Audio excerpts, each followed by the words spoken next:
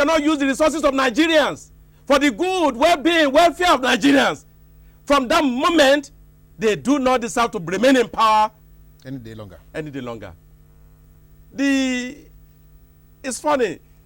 Even the idea of subsidy, they have been using that so-called subsidy to steal the resources of Nigerians. For example, in 2012, going by what the NNPC said recently, that they utilized 8.49 billion, part of the 10 billion they claim is missing, that they utilized 8.49 billion as fuel subsidy.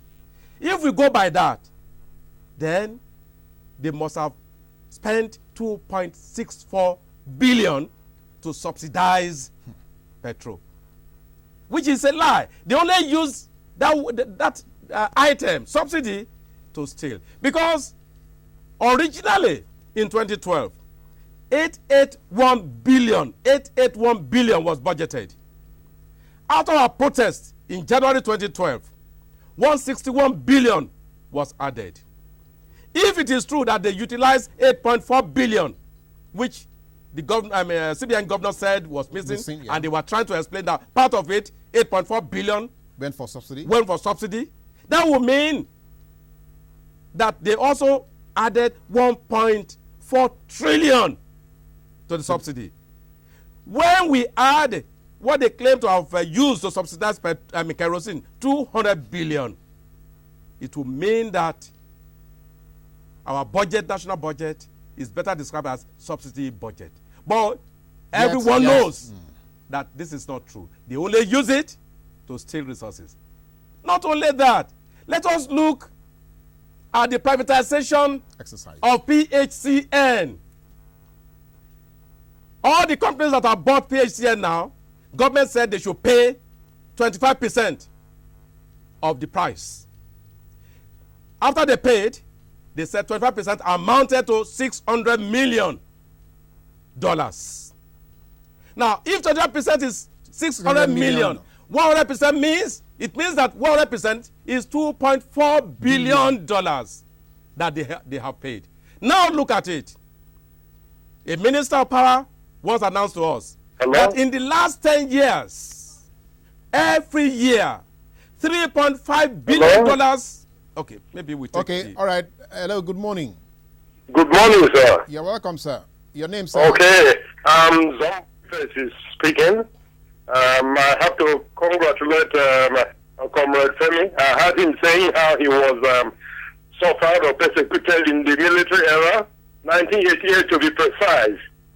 I wish to put one point to him, that most of people who say the masses are suffering, are the people who cause problems in Nigeria. Many people cannot have courage to do what he did. For example, in my own case, in 1988, August 2nd, I submitted a 10-page petition or 12-page on the scandal in the Federal Ministry of Education on corruption and impunity. Now, the officer who put me out of work, I'm still battling with the ECT today. So before we fight all this corruption and all these social issues, we must purge ourselves.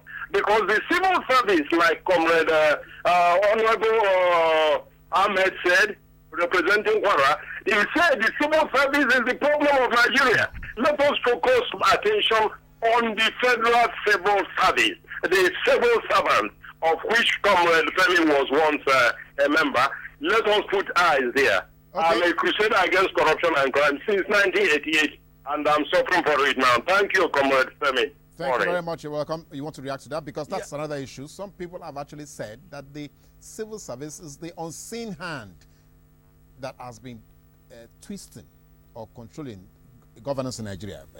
Would that be part of... No, the civil service bureaucracy is a reality. Okay? But what we need to understand is to go beyond the surface. And dig deeper. And understand the root cause of it. The civil service bureaucracy would dance to the tune of the political authority. Encourage. There was a study carried out about 1987 by a United Nations body about the root of about corruption in the civil service. And they reported, one of their findings was that they found that the atypical civil servant in Nigeria faces two options: to remain honest and perish, or become dishonest and survive. And that most people choose to survive by becoming dishonest. In other words, the point I'm making is that it is the situation that has compelled people to become corrupt. So it is the situation. Not everybody, not everybody would, fall into that category. Okay. Definitely. And I'm not encouraging it. But I'm saying that if you want to save a soul, the first thing is to provide for the material need of that person. If you have not provided a job from where someone can be earning livelihood for his survivor and the survivor of the family, and you are saying don't steal, you cannot save that soul. That person will first of all steal. So I'm saying it is the system that has compelled people into that situation.